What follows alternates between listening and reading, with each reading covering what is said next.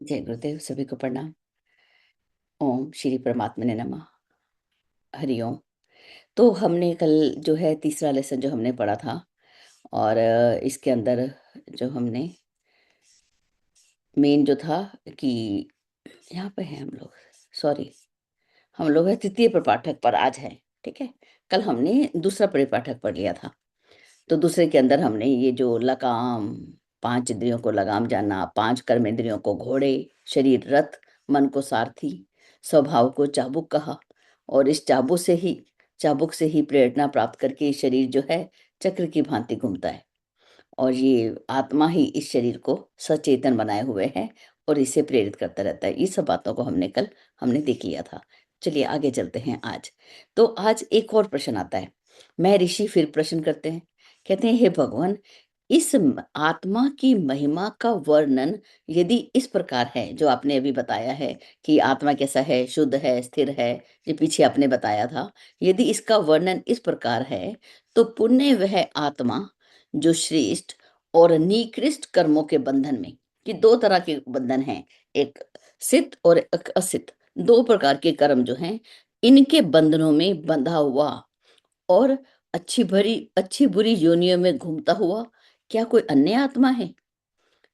सुख दुख आदि द्वंद्वों से अभिभूत ऊर्ध्वगामी अथवा अधोगामी गतियों में विचरण करने वाला कौन है? ये जो दुख और सुख के इनसे अभिभूत हो जाता है, ये जो ऊपर की ओर, मतलब कि उसको चिंतन जो है ऊर्ध्वगामी और अधोगामी, अगर चिंतन निकृष्ट हुआ तो अधोगामी गतियों में विचरण जो करता है वो कौन है? कि आत्मा तो आपने बताया ये शुद्ध है, स्थिर है, अचल है, उद्विग्नता रहित है, निर्लिप्त है। तो ये जो है, ये जो हमें देखते हैं ये जीव के रूप में, ये कौन है? तो देखिए महर्षि आगे हमें क्या बताते हैं। अभी प्रश्न चल ही रहा है।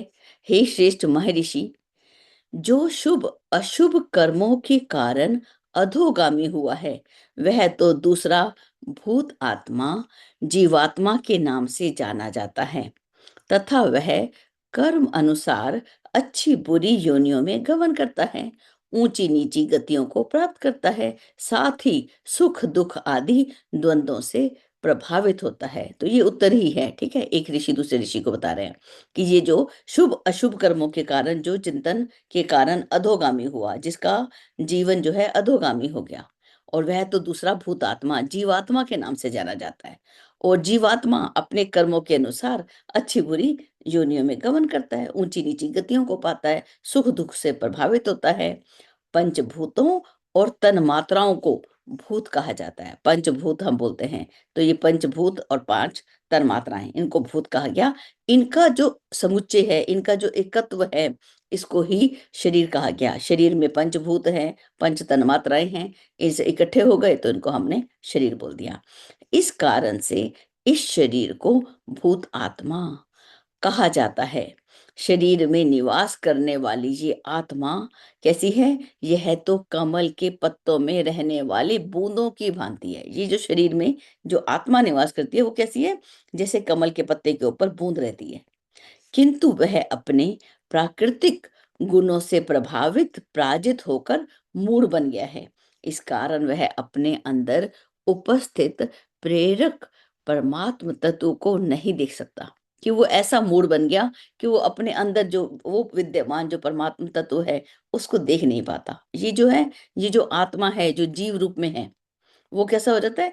अपने प्राकृतिक गुणों से प्रभावित हो जाता है और पराजित हो जाता है और मूढ़ जैसा आचरण करता है और अपने अंदर बैठे हुए उस परमात्मा को नहीं देख पाता।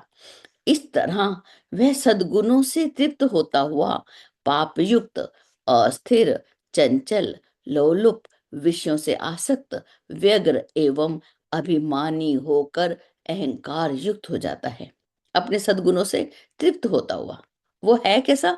वो शरीर जो है वो तो लेकिन पाप युक्त, जीवात्मा कैसा था? पाप युक्त है। स्थिरता उसमें है नहीं, वो तो अस्थिर है, चंचल है, लोलुप है, उसको इच्छाओं की लालसा बनी रहती है, विषयों में आसक्त हो जाता है, व्यग्र हो जाता है और अभिमानी होकर अहंकार से युक्त हो जाता है। उसके अंदर ये भाव आने लगता है, यह मैं हूं, यह मेरा है। इस प्रकार वह पक्षी की भांति जाल रूपी विकारों में फंस जाता है। यहाँ जो जाल है कोई और नहीं फैलाता, उसका अपना ही जाल है, जो अज्ञानता से युक्त है, जो अहंकार से युक्त है। वो अपने ही बिछाए जाल में वो फंस जाता है, जैसे पक्षी फंस जाता है जाल में। वह अपने द्वारा कृत कर्मों के फलस्वरूप खुद ही आबद्ध होकर विचरण करता है। स्वयं ही अपने कर्मों के कारण, अपने किए हुए कर्मों के द्वारा वो खुद ही आबद्ध होकर बंधा हुआ है, उसको मालूम ही नहीं कि मैं बंधा हुआ हूँ। इस प्रकार से वो विचरण करता है। बहुत ही खूबसूरत ये अगला वाला पैराग्राफ को बड़े ही ध्यान से लिखने का है, और बहुत ही सुंदर। अति स्थलों पर भी यही कहा गया है कि कर्तापन तो इस भूत आत्मा का ही है। अंतःकरण में विद्यमान रहने वाली पवित्र आत्मा तो मात्र प्रेरणा प्रदान करने वाली है। ये जो एक जीवात्मा और एक हम आत्मा, इन दो बातों को हम देख रहे हैं यहाँ पर। तो तीन तरह से हम इस प्रकृति को, इस जीवात्मा को हम देखते हैं। एक हम जीवात्मा है, एक प्रकृति है, और एक परमात्मा। तीन रूप से अगर हम त्रैत के गुणों में आते हैं तो ठीक है। तो यहाँ पर वो कहते हैं कर्तापन ये कर कौन रहा है, ये जीवात्मा कर रही है। जो अंदर में विद्यमान परमात्मा है, जो पवित्र आत्मा है, वो क्या करती है, प्रेरणा देती है। हम अपने अंदर की प्रेरणा को सुनते हैं, बड़ी अच्छी अच्छी बातें आती रहती है, अच्छा अच्छा कल करेंगे, उठ जा काम कर ले, अब अभी उठते हैं, तो हम उसको टालते रहते हैं, उसको सुनते नहीं है। वो अंदर, हमारे अंदर हर पल हमको प्रेरणा देती ही रहती है। तो ये कैसे है, उसका उदाहरण दिया। जैसे लोहे को अग्नि में तप्त करके लोहार उसे विभिन्न रूपों में परिणत कर देता है।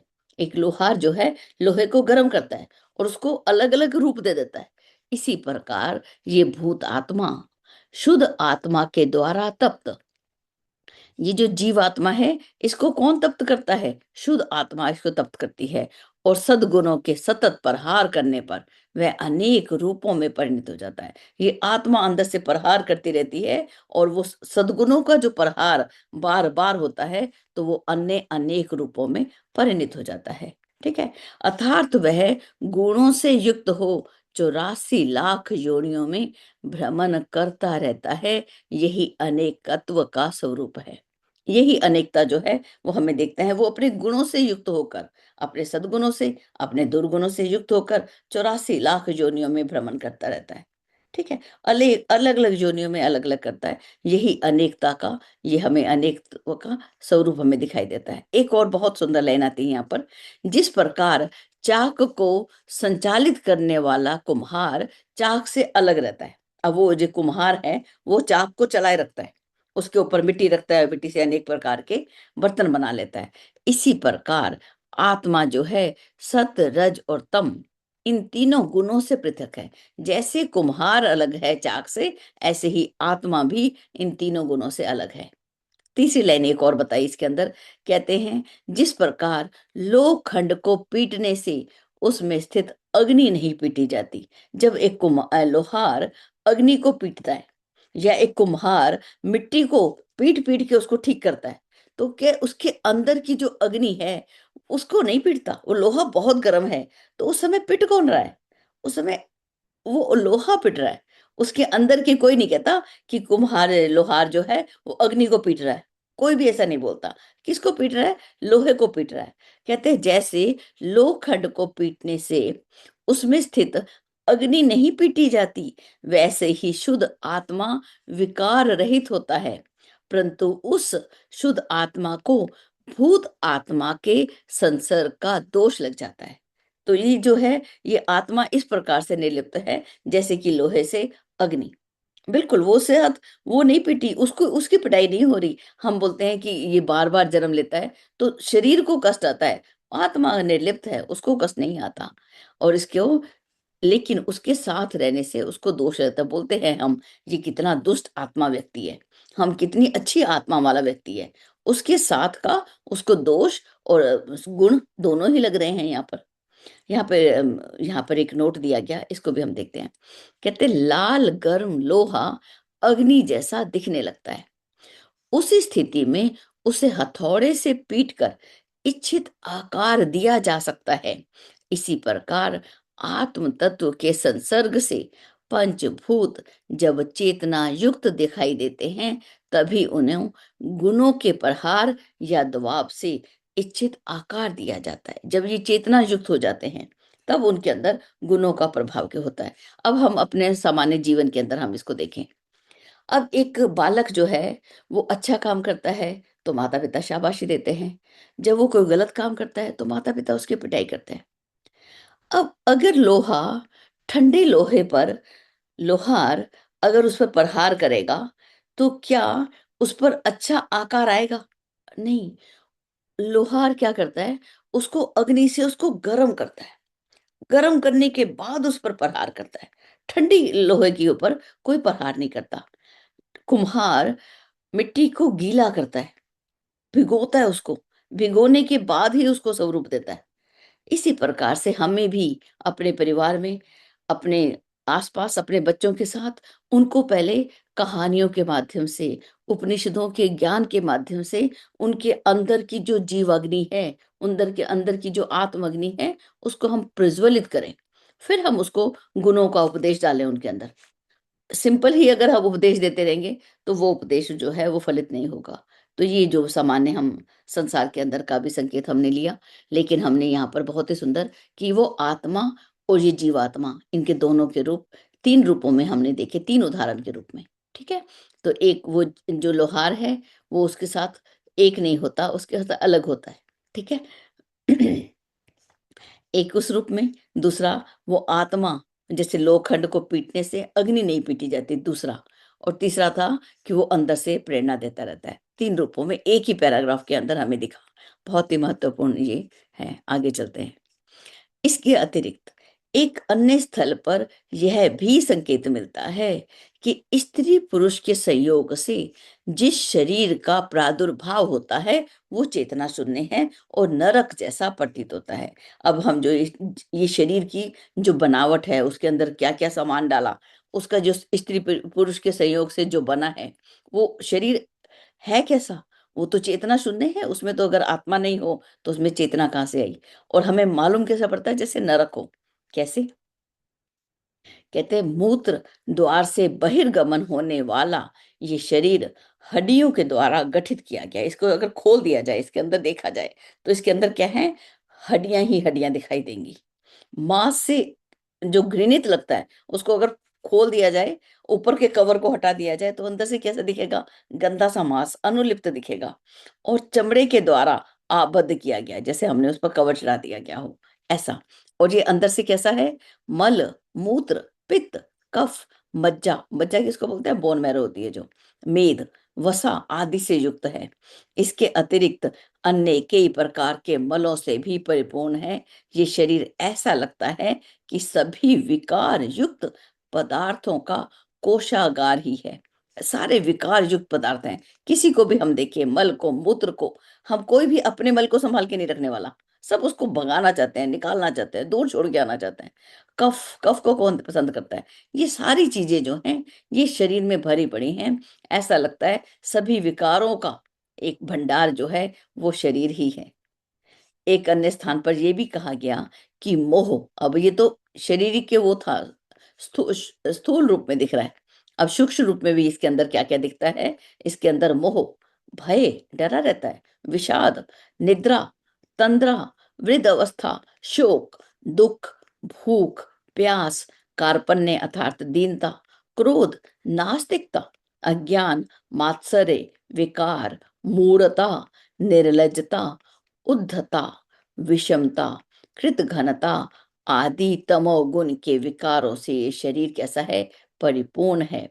इसके अतिरिक्त तृष्णा, स्नेह, रोग, लोभ, हिंसा, काम दृष्टि, व्यापार, ईर्ष्या, स्वेच्छाचारिता, चंचलता, किसी की वस्तु को ग्रहण करने की इच्छा, धन उपार्जन की इच्छा, मित्रों का अनुग्रह, परिग्रह का आश्रय, इंद्रियों का अप्रिय विषयों से द्वेष और प्रिय विषयों से आसक्ति आदि रजोगुण से युक्त विकार भी उस भूतात्मा में विद्यमान रहते हैं। ये जीवात्मा में ये सूक्ष्म रूप से भी, ये गुण भी, अवगुण भी, सब इसके अंदर जो है अवगुण ही हमें दिखा रहे हैं, सब भरे हुए हैं। और इन ये जो रजोगुण से युक्त विकार हैं, इसके अंदर भरे हुए दिखाई दे। इन सभी विकारों के द्वारा ये भूत आत्मा जो है प्राभव को प्राप्त होता है। अब यहाँ पे जय नहीं हो रही, उसकी हार हो रही है, प्राभव प्राप्त होता है, क्योंकि ये जो सारे विकार हैं इससे वो उन्नति नहीं कर पा रहा, और पुण्य अनेक रूपों को प्राप्त करता है। आगे भी पढ़ लेते हैं इसको, अब इसका अर्थ भी समझते हैं। इसके लिए जो अभी तो शरीर के दोष दिखाए, अब देखिए इसको आगे देखते हैं। चतुर्थ प्रपाठक में क्या बोलते हैं ऋषि। ब्रह्मा जी के द्वारा दिए हुए उपदेश को सुनकर ऊर्ध्वरेता जो अखंड ब्रह्मचारी श्रेष्ठ मुनि वालखिल्य जी अत्यधिक विस्मित हुए और निकट में जाकर कहा, हे भगवान, आपको नमस्कार है। आप ही हमें शरण देने वाले हैं। आपके अतिरिक्त अन्य कोई हमारा शरण स्थल नहीं।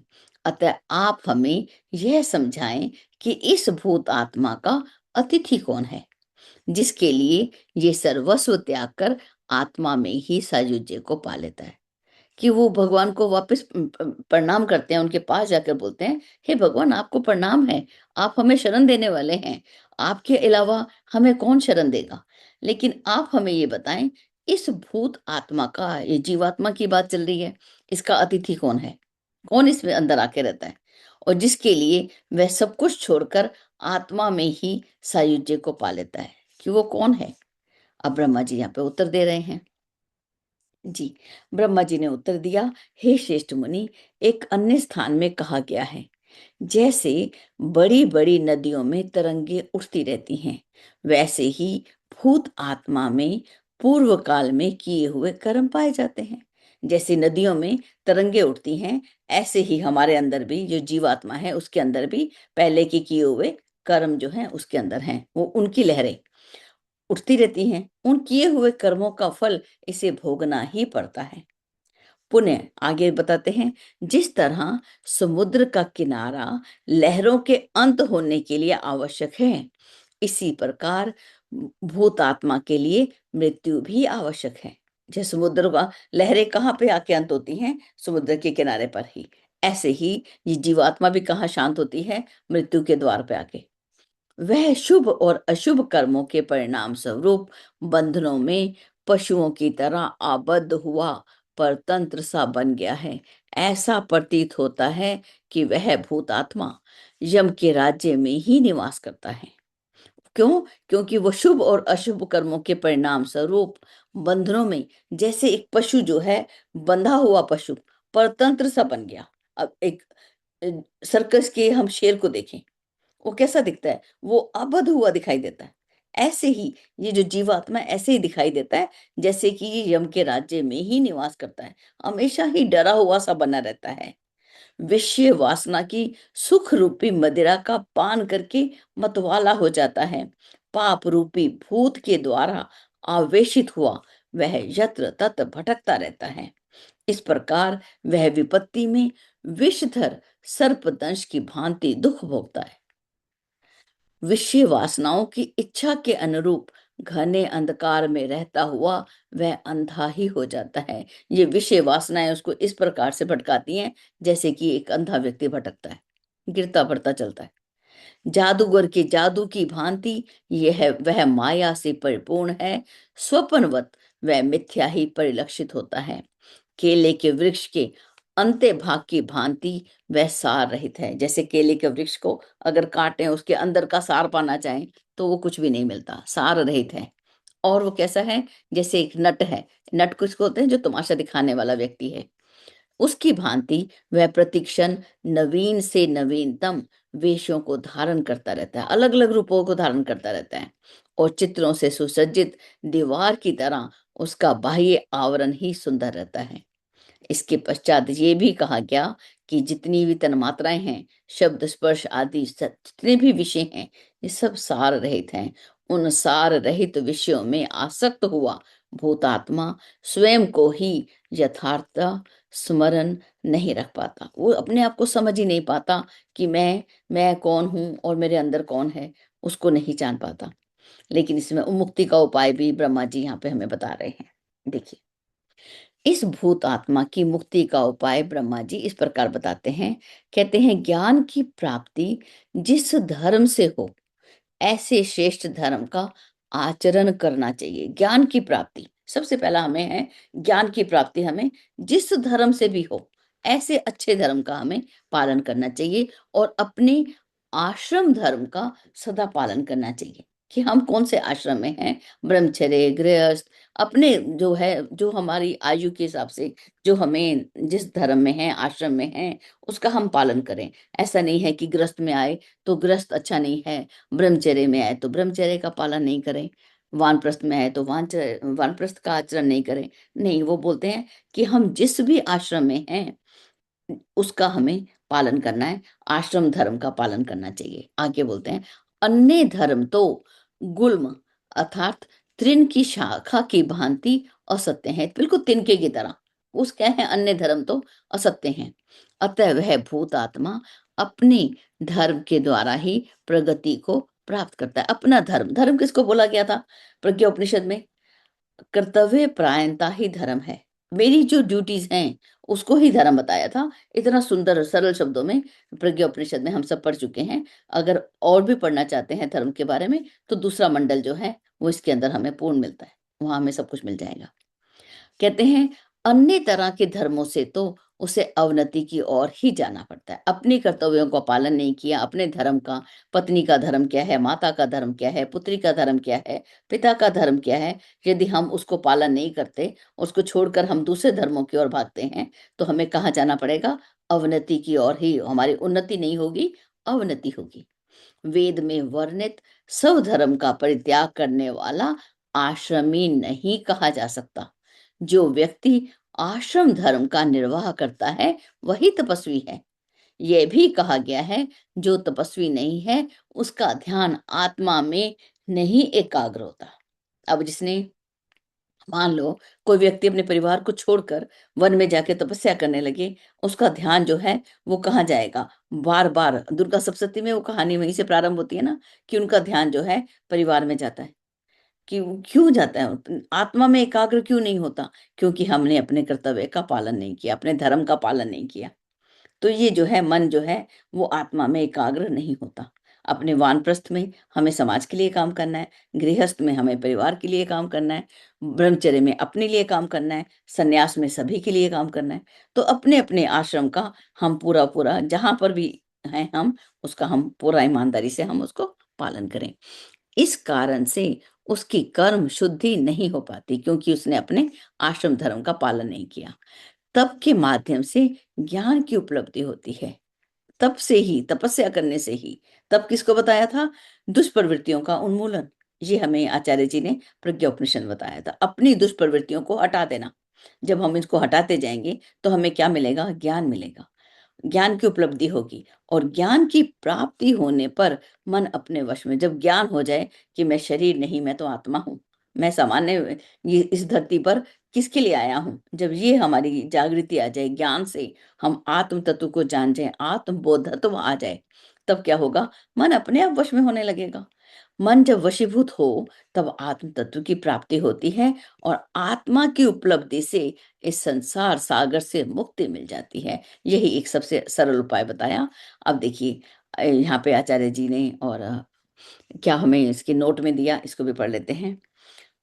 आश्रम का अर्थ होता है जहाँ आश्रित स्थित है। जो चेतना अग्नि में स्थित है वह अग्नि के अनुरूप धर्म का पालन करती है। जो जल में अथवा वायु में है वह उसी के अनुरूप धर्म का पालन करती है। इसी तरह मनुष्य शरीर में स्थित चेतना आत्मा को मानव धर्म का और उसके अंतर्गत देश, काल, पात्र के अनुरूप धर्म का पालन करना चाहिए। इसी धर्म पालन रूप तप से कर्म शुद्धि होकर मोक्ष का अधिकारी बनता है।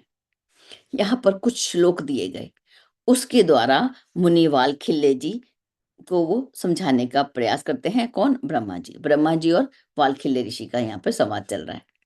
कहते हैं कि जैसे अग्नि में लकड़ी के जलकर समाप्त होने पर अग्नि स्वयं ही अपने स्थान में शांत हो जाती है, वैसे ही वृत्तियों का क्षय होने पर चित्त स्वयं ही अपने उत्पत्ति स्थल में शांत हो जाता है। जैसे अग्नि के अंदर, अग्नि में लकड़ी को डाला तो वो जो है अग्नि, लकड़ी जल जाती है और उसके बाद अपने आप शांत हो जाती है, अग्नि भी शांत हो गई।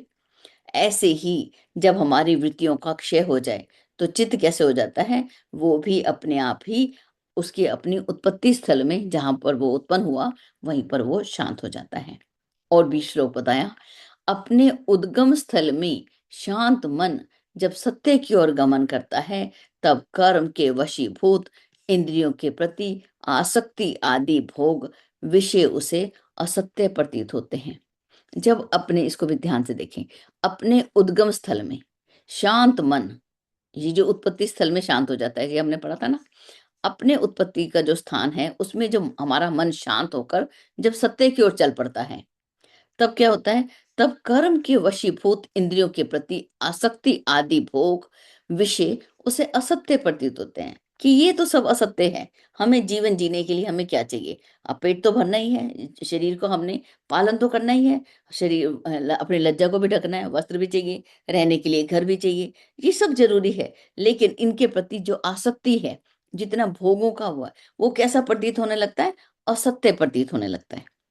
आगे देखिए, चित्त ही संसार है, इसी प्रकार प्रयत्न पूर्वक चित्त का शोधन करना चाहिए। जिस प्रकार व्यक्ति का चित्त होता है उसी प्रकार ही उसे गति प्राप्त होती है, यही सनातन नियम है।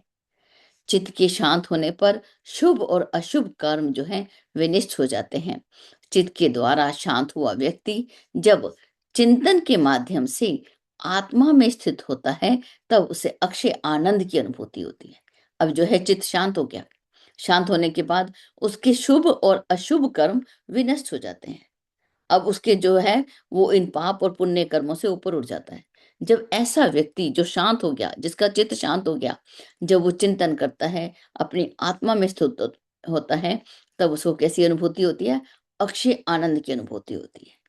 आगे देखिए, मनुष्य का चित्त जितना अधिक विषय वासनाओं में आसक्त होता है, यदि उतना ही कहीं ब्रह्म के प्रति आसक्त हो जाए तो फिर उसे वासनादि विषयों के बंधन से मुक्ति क्यों ना मिल जाए। कहता है जितना हमारा मन जो है विषय वासनाओं में लगता है, भोगों में लगता है, यदि उतना ही चित्त यदि हमारा ब्रह्म के प्रति हो जाए, उस ईश्वर के प्रति हमारा आसक्ति, उतनी आसक्ति ईश्वर में हो जाए, तो फिर बताना ये मुक्ति क्यों ना होगी। ये जितना हम बंधन में बंधे हुए हैं, वासना आदि विषयों के बंधन में जो हम बंधे हुए हैं, इससे मुक्ति क्यों ना मिलेगी, निश्चित मिलेगी। शुद्ध और अशुद्ध ये दो स्थितियां मन की कही गई हैं। दो प्रकार की स्थितियां बताई, किसकी, मन की। कामनाओं से युक्त मन अशुद्ध है और कामनाओं का परित्याग कर देने वाला मन ही शुद्ध है। अब देखिए बहुत ही सुंदर है, ये थोड़ा पहले से पढ़ के नहीं रखा इसीलिए, नहीं तो इसको पढ़ सकते हैं। मनो ही द्विविधम प्रोक्तम शुद्धम च अशुद्धम एव च। मन की दो स्थितियां, शुद्ध और अशुद्ध। अशुद्धम काम संकल्पम, अशुद्ध कौन सा है, जो काम से संकल्पित है, कामनाओं से युक्त है। और शुद्धम कौन है, शुद्ध वह है जो काम विवर्जितम, जो कामनाओं का परित्याग कर दिया, वो शुद्ध है। एक ही लाइन के अंदर अशुद्धम काम संकल्पम, अशुद्ध तो वही हो गया, और शुद्धम काम विवर्जितम। एक लाइन को हम याद कर लें, इसी लाइन को, नीचे वाली को।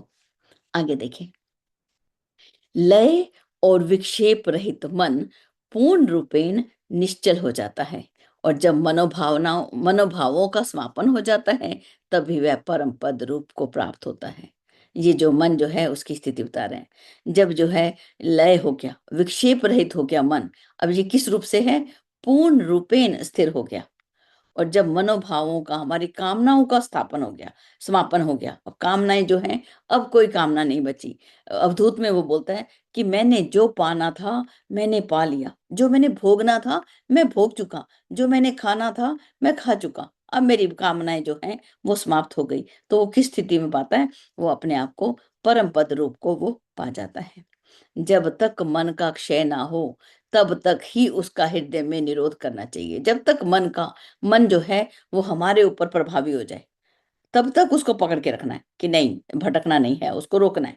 और जब यही ज्ञान और मोक्ष का सार है, अन्य शेष का तो ग्रंथों में विस्तार किया गया। यही है, अपने मन पर ही हमने विजय पानी है। मन के जीते जीत है, मन के हारे हार। मन से जीतना है, उसको नहीं जीतने देना।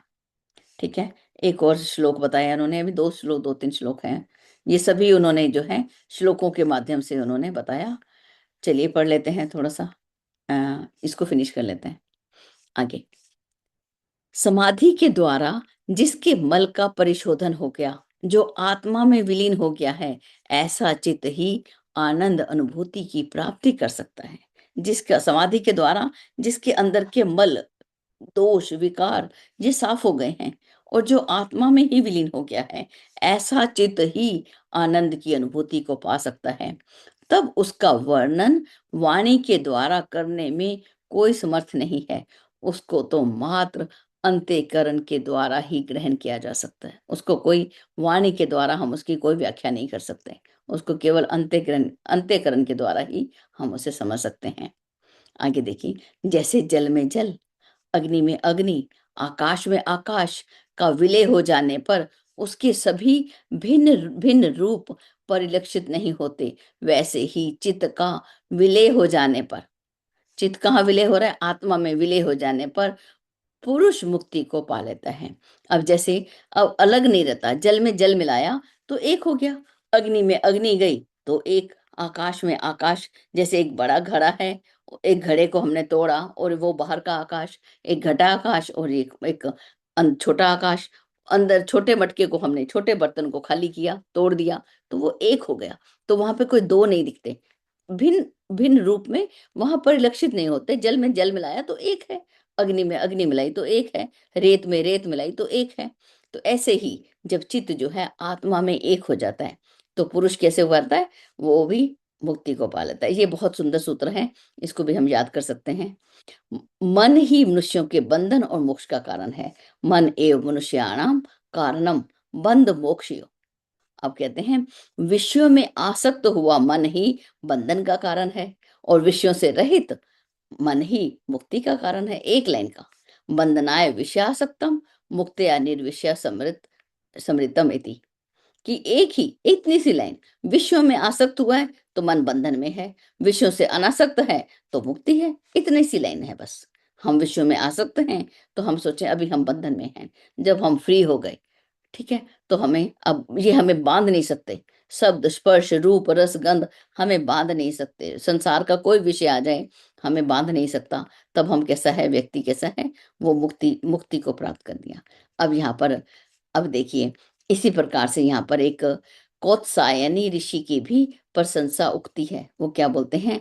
त्वम ब्रह्मा त्वम च वै विष्णु स्त्वम रुद्रम स्त्वम प्रजापति त्वम त्वम अग्निर वरुणो वायु त्वम इंद्र त्वम निशाकर, कि तुम ही ब्रह्मा हो, विष्णु हो, रुद्र हो, तुम प्रजापति हो, तुम ही अग्नि हो, तुम वरुण हो, तुम वायु हो, तुम इंद्र हो, तुम ही चंद्रमा हो, तुम मनु हो, तुम यम हो, तुम पृथ्वी हो, तुम अच्युत हो, तुम ही अपने विषय रूप में स्वाभाविक अर्थ हो, तुम ही स्वयं अपने आप में ही विभिन्न रूपों में प्रतिष्ठित रहते हो। हे सर्वेश्वर, आपको नमस्कार है। आप ही संपूर्ण विश्व की आत्मा हैं, विश्व के समस्त कार्यों को करने वाले हैं, सभी के भरण पोषण करने वाले हैं, सब प्रकार की माया को धारण करने वाले, सर्वत्र विश्व क्रीड़ा में प्रेम रखने वाले आप सभी के प्रभु हैं। हे शांत आत्मा वाले, आपको नमस्कार है। अतिशय गूढ़, अचिंत्य, परमाणु से ना जान सकने योग्य एवं आदि अंत रहित आपके लिए नमन वंदन है। ठीक है, यहीं तक रखते हैं, एक लाइन और करके फिर ये छोड़ देते हैं। पंचम प्रपाठक कल पढ़ेंगे। ठीक है, इसको देखते हैं। सृष्टि रचना से पहले यह भूत आत्मा केवल अज्ञान अंधकार रूप ही था। तत्पश्चात परमात्मा द्वारा प्रेरणा को पा करके इंद्रियों के विषय रूप में परिणत हो गया। इन रूपों में वह वस्तु रजोगुण के रूप में है, यह तमोगुण का ही स्वरूप है। अर्थात प्रेरणा प्राप्त तमोगुण ही तमोगुण में से प्रकट होता है। ये सत्वगुण का भी रूप है, अर्थात प्रेरणा प्राप्त हुआ सतगुण ही सतगुणों में से श्रवित हुआ है। जो ये चेतन सत्ता हर भूत प्राणियों में क्षेत्रज्ञ जीव रूप में स्थिर है और परमात्मा का अंश है, वह संकल्प युक्त और अध्यव से अध अध्यवसायी दृढ़ निश्चय है, अहंकार रूप से पहचाना जानने वाला और समस्त प्रजा का पति है। ब्रह्मा, विष्णु एवं रुद्र को ही परमात्मा का सबसे बड़ा और श्रेष्ठ शरीर कहा गया है। वह परमात्मा की रजोगुण अंश को ब्रह्मा कहा गया, तमोगुण अंश को रुद्र, और जो सतोगुण अंश है उसे विष्णु कहा गया। इस कारण से वह एक ही परमात्मा तीन रूपों में, ब्रह्मा, विष्णु और रुद्र, 8 वसुओं के रूपों में, 11 रुद्र के रूपों में, 12 आदित्य के रूपों में तथा अन्य अगणित, यहाँ पे कुछ मिसप्रिंट है, में उत्पन्न हुआ है, अगणित रूपों में उत्पन्न हुआ है। वह इस तरह उद्भूत होते हुए भी प्रत्येक भूतों प्राणियों में स्थित है। वही समस्त प्राणियों का अधिष्ठाता है, वही अंदर बाहर आत्मा के रूप में विद्यमान है, वही अंदर है और वही बाहर है। बहुत ही खूबसूरत ये हमने पढ़ा। पंचम प्रपाठक को हम कल पढ़ेंगे। चलिए हम यहीं तक रखते हैं और सीधा ही चलते हैं हम हेमलता दीदी के पास। दीदी, बहुत थोड़ा सा बड़ा हो गया है क्योंकि हमने 2 ले लिए, तो जो जो मुख्य पॉइंट आते हैं उनको हम लेते हुए हम इसको समझ लेते हैं। दीदी हरिओम, प्रणाम सभी को। जी दीदी, प्रयास करते हैं अविलंब। दीदी आपने स्पष्ट रूप से पढ़ा और सबको समझ में लगभग आ ही गया होगा, तो थोड़ा सा लेते हुए अब हम लोग, बड़ा महत्वपूर्ण विषय है ये। मैत्रेयी उपनिषद देखने में तो लगा जो छोटा सा है, पर हमारा परिचय हमसे इसी में कराया गया है, बड़ा महत्वपूर्ण है। बहुत दिन तक हम लोग नहीं जानते थे, हम लोग कई तरह से पढ़ने के बाद इतनी बात समझ पाए जो इसमें इतना दिया हुआ है। और अब सभी जो लोग नए हैं, जो पुराने हैं वो तो सभी जानते हैं, पर नए लोगों के लिए बड़ा महत्वपूर्ण अवसर है, इसको समझना चाहिए। हम भटकते रह जाते हैं, समझ नहीं पाते हैं, तभी हमसे गलतियां होती रहती हैं। तो बहुत सुंदर है, दीदी ने पीछे का भी कही दिया। जो क्या जानने चले हैं हम लोग, यहाँ जो चर्चाएं चल रही है क्या चीज के विषय में बताया जा रहा है। तो हम कौन हैं, यह जीव क्या है, प्रकृति क्या है, आत्मा क्या है, इसी विषय पर चर्चा चल रही है। कई तरह से इसमें बताया गया है। तो ब्रह्मा जी स्वयं बता रहे हैं इसमें। जब ब्रह्मा जी से प्रश्न वाल्खिल्य ऋषि किए तो वो अखंड ब्रह्मचारी थे, तो उनको वो ये उपदेश देते हुए बताए, वही सारी चर्चाएं यहाँ पर चल रही है। तो ये उपदेश सुनकर ऊर्ध्वरेता अखंड ब्रह्मचारी श्रेष्ठ मुनि कहते हैं, जैसे कि वो कहा गया कि मोह भय विषाद निद्रा तंद्रा वृद्धावस्था शोक दुख भूख प्यास कार्पण्य दोष आदि, क्रोध नास्तिकता ज्ञान मात्सर्य विकार मूढ़ता निर्लजता उद्धता तथा विषमता कृतज्ञता आदि तमोगुण के विकारों से यह शरीर परिपूर्ण है, भरा पड़ा हुआ है। और इसके अतिरिक्त तृष्णा स्नेह कितनी बातें बताई जाए, ये सब करने की इच्छा, धनोपार्जन की इच्छा, मित्रों का अनुग्रह, परिग्रह का आश्रय, इंद्रियों का अप्रिय विषय, जो भी विकार है सभी की चर्चाएं किए गई। द्वेष और प्रिय विषय से आसक्ति आदि रजोगुण से युक्त विकार से इस भूतात्मा में विद्यमान है। अब भूतात्मा को हम लोग समझने का प्रयास करेंगे। तीसरा और चौथा, अच्छा गलत ले लिया था हमने। तो शुरू में क्या कहा गया था कि आत्मा शुद्ध स्थिर अचल निर्लिप्त उद्विग्नता रहित है, निष्पृह है। दृष्टा की भांति रहते हुए उसने अपने द्वारा किए गए कर्मों के फल का उपभोग करता है, सब प्रतीत होता है। यही कल तक हम लोग पढ़े थे। और साथ ही यह भी प्रतीत होता है कि उस आत्मा ने अपने को 3 गुणों से ढक रखा है। 3 आच्छादन है उसके, सत रज और तम। यह बात यहां तक तो सभी जान गए हुए हैं। अब आगे महर्षि प्रश्न करते हैं कि इस आत्मा की महिमा का वर्णन यदि इस प्रकार है तो पुनः वह आत्मा श्रेष्ठ और निकृष्ट कर्मों के बंधन में कैसे बंधता है, और फिर अच्छी बुरी योनियों में कैसे घूमता हुआ चला जाता है। यह कोई अन्य आत्मा है? ये बहुत महत्वपूर्ण बात है। ये प्रश्न मेरे मन में भी आया था, इसलिए हमको बहुत अपीलिंग है। किसी जमाने में हमें लगता था जो ये क्यों यह आत्मा ऐसा करता है, फिर आत्मा की तरफ ही हमें जाना है। तो फिर नए लोग जो नहीं समझते हैं इस बात पर अगर फोकस रखेंगे तो इस बात को अच्छी तरह से समझ पाएंगे। जो यदि यही आत्मा है तो ये क्यों इस तरह करता है, ये दोनों एक ही है कि अलग अलग है। तो क्यों ऐसा, यह आत्मा है तो ये क्यों बुरी योनियों में इसको जाना पड़ता है, क्यों यह निकृष्ट कर्म बंधन में बांधता है अपने को, सुख दुख द्वंद्व में क्यों अभिभूत होकर ऊर्ध्वगामी होता है अथवा अधोगामी गतिविधियों में विचरण करने वाला है, यह है कौन। यह प्रश्न बार बार आ रहे हैं। तो अब बताते हैं वे कि हे श्रेष्ठ महर्षि, जो शुभ अशुभ कर्मों के कारण अधोगामी हुआ है वह तो दूसरा भूतात्मा है, वह आत्मा नहीं है। शुद्ध निर्लिप्त पवित्र जो आत्मा है वह नहीं है, अभी दूसरी आत्मा है। उसको कौन आत्मा कहते हैं? भूतात्मा कहते हैं, जीवात्मा कहते हैं। बाद में हम लोग समझेंगे जो वह भी उसी आत्मा का अंश है। लेकिन वह कैसे भूतात्मा बन गया, कैसे उसमें से निकलना है, वो सारी विधियां इसमें बताई गई। तो वह अपने कर्म के अनुसार अच्छी बुरी योनियों में वह गमन करने वाला वह भूतात्मा होता है, जीवात्मा होता है, वह आत्मा नहीं होता है। ऊंची नीची गतियों को अपने कर्म के अनुसार वह प्राप्त करता है। और वह आत्मा को कैसे हम समझेंगे? तो यह देखिए, वह पंचभूतों और तन्मात्राओं से जो युक्त हो वही भूत बनता है। और इनका जो समुच्चय शरीर है, ये पंचभूतों से हमारा शरीर जो बना हुआ है और उसके जो तन मात्राएं हैं वही तो भोग भुगाता है हमें।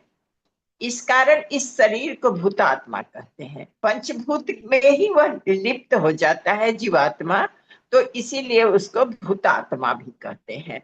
अब यह शरीर में निवास करने वाली आत्मा तो, और जो हमारी शुद्ध आत्मा है वह तो कमल के पत्ते पर जैसे पानी का बूंद अगर गिरेगा तो उसकी जो स्थिति होती है वह निर्लिप्त वाली, वो तो ढुलक जाएगा, उसमें कोई भी वो पत्ता का असर अंश नहीं रहेगा, वह चिपकेगा नहीं पत्ते से। और वह अपने प्राकृतिक गुणों से प्रभावित पराजित होकर मूढ़ बन गया है। वही आत्मा जो जीवात्मा हो गया है, उसी का एक अंश जो जीव बन गया है, तो वो इन प्राकृतिक गुणों के जिसकी चर्चा की गई उससे वह प्रभावित हो जाता है, रसवादन करने लगता है, भोग भोगने लगता है, और इसलिए वह पराजित हो गया, हारता है, उसको नष्ट होना पड़ता है, और इस स्थिति में वह मूढ़ बन गया है। इस कारण अपने अंदर उपस्थित जो प्रेरक आत्म सत्ता है, परमात्म सत्ता है, उसको उसकी न प्रेरणा को वो समझ पाता है और न उसको समझ देख सकता है। तो इस तरह वह सद्गुणों में ही इतना लिप्त रहता है, तृप्त रहता है कि वह पाप युक्त हो जाता है और अस्थिर चंचल हो जाता है, विषयासक्त हो जाता है, अभिमानी हो जाता है, अहंकार से युक्त हो जाता है। ये दुर्गुण उसमें आ जाते हैं और वह समझने लगता है कि मैं ही तो सब कुछ हूँ, मैं ही सम्राट हूँ और यह सारा भोग्य पदार्थ सब मेरा ही है, इसे मैं भुगतने के लिए, भोगने के लिए आया। परिणाम क्या होता है कि वह शिकारी आएगा, जाल बिछाएगा, दाना डालेगा, लोभ से उसमें फंसना नहीं, पक्षियां गाती रहती हैं और जाल में फंस जाती है। तो यह जीवात्मा भी उसमें गिरता हुआ चला जाता है, जाल रूपी विकारों में फंस जाता है और अपने ही किए हुए कर्मों के फलस्वरूप वह बंधन में बंध कर विचरण करता है, बार बार जन्म लेता है, बार बार मरता है, विभिन्न जोनियों में भटकता रहता है। कहीं कहा गया है कि यह कर्तापन तो यह भूतात्मा का ही है, वही यह भाव उसी में आ जाता है कि मैं खुद करने वाला हूँ। अंतःकरण में विद्यमान रहने वाली जो पवित्र आत्मा है, ये पवित्र आत्मा बड़ा शुद्ध शब्द लगता है। क्रिश्चियन लोग पवित्र आत्मा की चर्चा अक्सर करते हैं, पवित्र आत्मा बड़ा अच्छा लगता है ये शब्द। तो पवित्र आत्मा तो मात्र प्रेरणा प्रदान करने वाली है, यह बात भी हम सभी जानते रहते हैं। वह तो निर्लिप्त है, निराकार है। जिस प्रकार लोहे को अग्नि में तप्त करके लोहार, ये आपने दीदी बहुत सुंदर समझाया है, इसकी चर्चा दोबारा करने की हमें आवश्यकता नहीं लग रही है। और ये भी बात है, जो वह अग्नि नहीं पीटता है, अगर उसको सुंदर आकार देना है तो उसको तप्त किया जाता है, गर्म किया जाता है, फिर पीटा जाता है, फिर इसको सुंदर सा आकार प्रदान किया जाता है। तो ये शुद्ध आत्मा जो है, या आत्मा का अंश जीवात्मा जो है, स्वरलिप्त तो हो जाता है, लेकिन वह पीटने पर, उसका भोग भोगने पर उस पर उसका प्रभाव नहीं पड़ता है। जैसे अग्नि पीटता है, लाल जब हो जाता है, लोहा पीटता है, तो अग्नि पर कोई प्रभाव नहीं पड़ता है। तो उस पर भी रियल रूप में समझा जाए तो कोई प्रभाव नहीं पड़ता है। लेकिन शुद्ध आत्मा जो है, तो वह विकार संयुक्त सहित जो आत्मा भोग भोग रहा है, वो उसी के साथ साथ वह रह रहा है। तो एक दोष से उसको लग जाना पड़ता है। वो दोष क्या है? संसर्ग का दोष होता है। वह रह रहा है, उसको भोग रहा है, उसमें सम्मिलित हो रहा है, तो वही आत्मा संसर्ग दोष से दूषित हो जाता है। यहाँ वही बात दिखाई गई है कि आत्म तत्व के संसर्ग में पंचभूत जब चेतना युक्त देखने लगता है, आत्म तत्व जब इस पंचभूत वाले शरीर में चैतन्य दिखने लगता है, तो उन्हीं के गुणों के प्रहार का दबाव पड़ता है, जिससे इच्छित आकार दिखाई देने लगता है। मतलब जीवात्मा का स्वरूप भांति भांति का बनने लगता है उसके गुणों के आधार पर। तो यह कहा गया है कि स्त्री पुरुष के संयोग से जिस शरीर का प्रादुर्भाव होता है, वह चेतना शून्य होता है। ये बहुत महत्वपूर्ण विषय है, इस पर बहुत फोकस करने की जरूरत है। क्या होता है? यह जीवात्मा जब जन्म लेती है माँ के गर्भ से, तो वो उस समय चेतना शून्य की स्थिति रहती है और नरक जैसा वहां प्रतीत होता है। क्यों नरक जैसा प्रतीत होता है? उसको मूत्र द्वार से बाहर आना होता है, और उस समय यह हड्डियों के द्वारा गठित किया गया रहता है, मांस रहता है, चर्म रहता है, और मल मूत्र पित्त कफ मज्जा मेद वसा अष्ट धातुएं इसके अंदर हो जाती हैं, बन जाती हैं। ये इसके अतिरिक्त अन्य कई तरह के मलों से यह परिपूर्ण रहता है। और शरीर को कहा गया है कि ऐसा लगता है जो ये वेस्ट मटेरियल्स का स्टोर है। जितनी गंदी बात, पित्त कफ मल मूत्र पसीना, क्या क्या होता है, गंदगी कल्पना किया जा सकता है। इसी का स्टोर यह शरीर मात्र रहता है। और मोह भय विषाद निद्रा तंद्रा वृद्धावस्था शोक भूख प्यास जो कार्पण्य दोष, ये सब से युक्त वो व्यक्ति हो जाता है। और ये सब जो है तमगुणी दोष है, इससे भी वह युक्त हो जाता है। उसके बाद फिर वह स्नेह रोग लोभ हिंसा व्यापार ईर्ष्या स्वेच्छाचारिता, वो रजोगुण का दोषी भी हो जाता है। ये विकार भी उसमें आ जाते हैं, भूतात्मा में विद्यमान रहते हैं। और इन सभी विकारों के द्वारा वह भूतात्मा पराभव को प्राप्त होता है।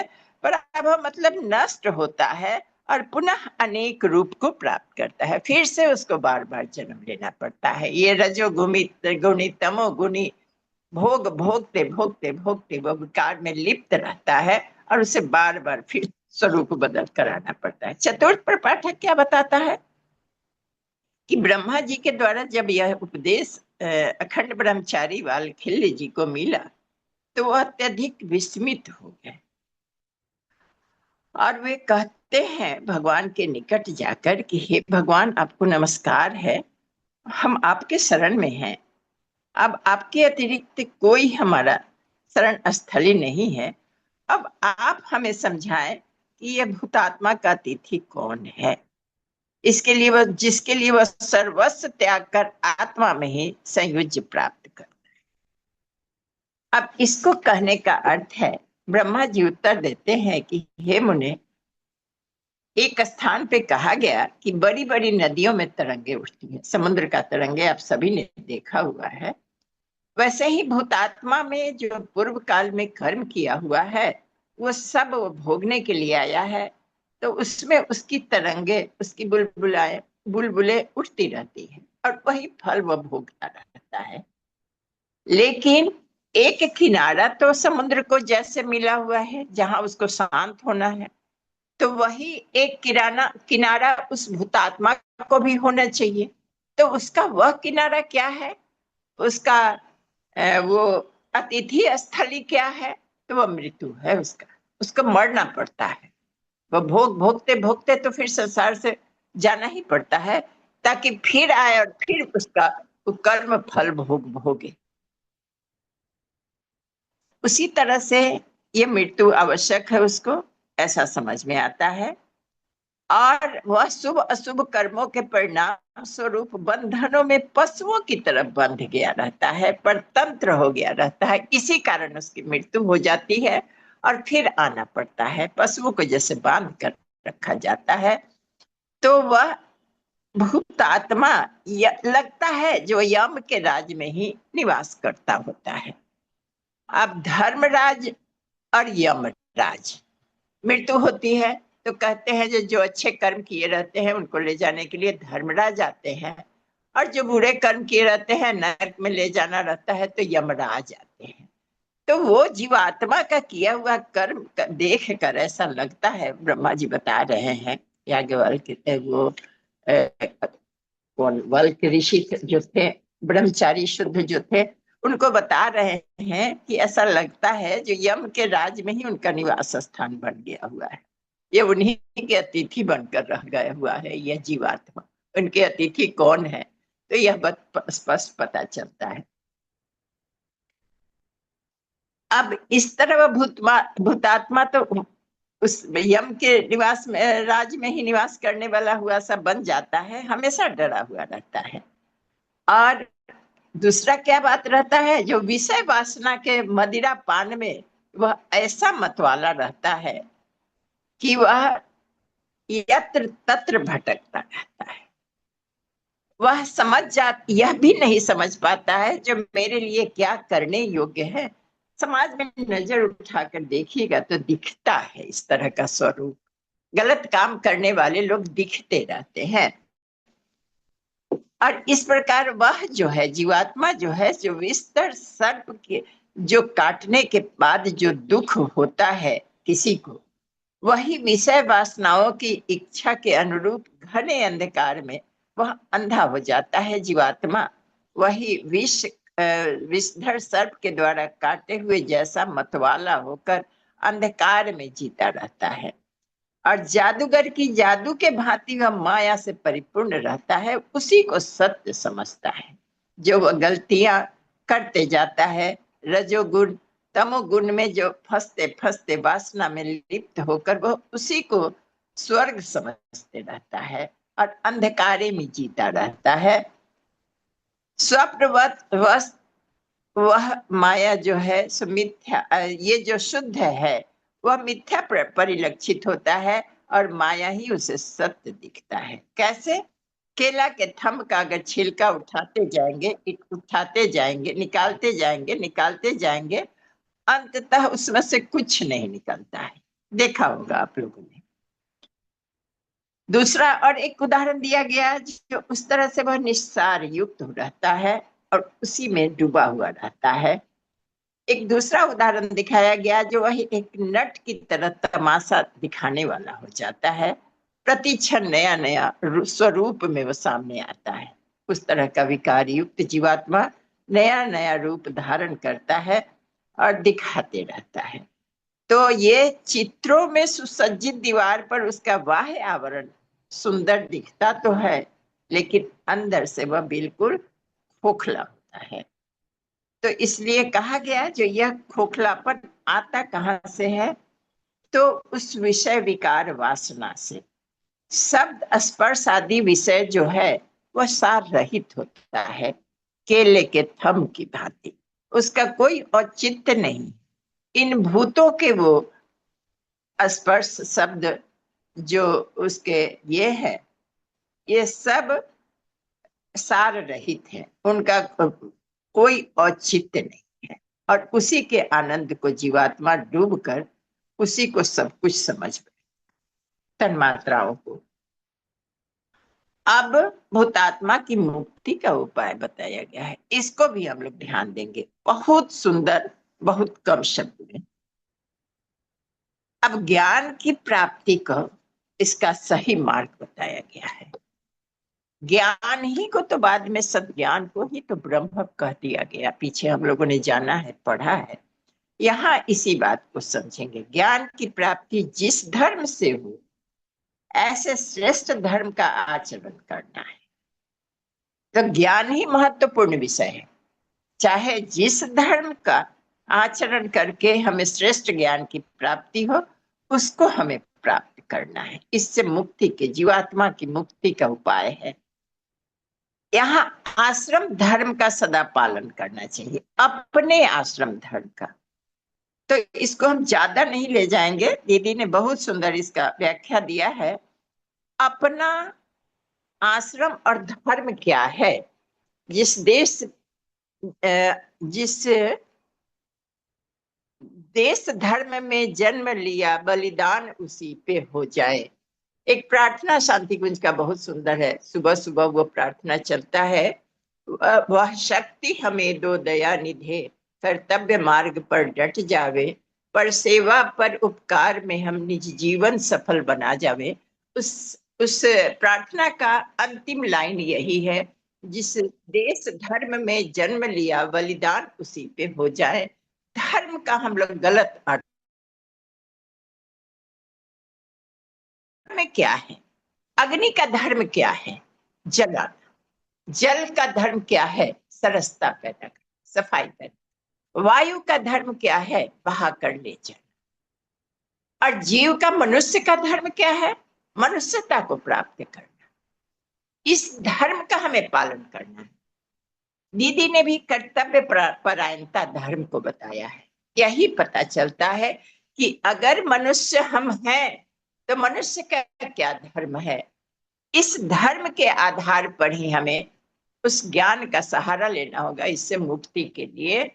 और वो दूसरे के धर्म में अगर हम जाना सोचेंगे तो फिर हमारी स्थिति धोबिन चिड़ैया की तरह हो जाएगी। आप लोगों ने सुना होगा कि गौरैया चला हंस की चाल और खिरलिच बनकर रह गया। खिरलिच एक पक्षी है, वह फुदक फुदक कर चलती है, तो वो ना गौरैया के रूप में रही, ना हंस के रूप में रही, वह खिरलिच बन गई, चलने ही नहीं आया उसको। तो हम भी अगर अपने मनुष्योचित धर्म को छोड़कर दूसरे के धर्म को अपनाते हैं तो वही खिरलिच वाली हमारी स्थिति हो जाएगी, भोगना पड़ेगा। तो इस बात को हम सभी समझ रहे हैं। आश्रम का अर्थ होता है आश्रित स्थिति। चेतना यहाँ स्पष्ट लिखा हुआ है, अग्नि में स्थित अगर है तो वह अग्नि के अनुसार काम करेगी, धर्म का पालन, अग्नि के धर्म का पालन करेगी। जल में अथवा वायु में है तो उसके अनुसार धर्म का पालन करेगी। और मनुष्य की चेतना अगर इस शरीर में बैठी है, मनुष्य के शरीर में बैठी है, तो मानव धर्म का उसे पालन करना होगा। और उसी के अंतर्गत देश काल पात्र के अनुरूप धर्म का पालन उसे करना पड़ेगा।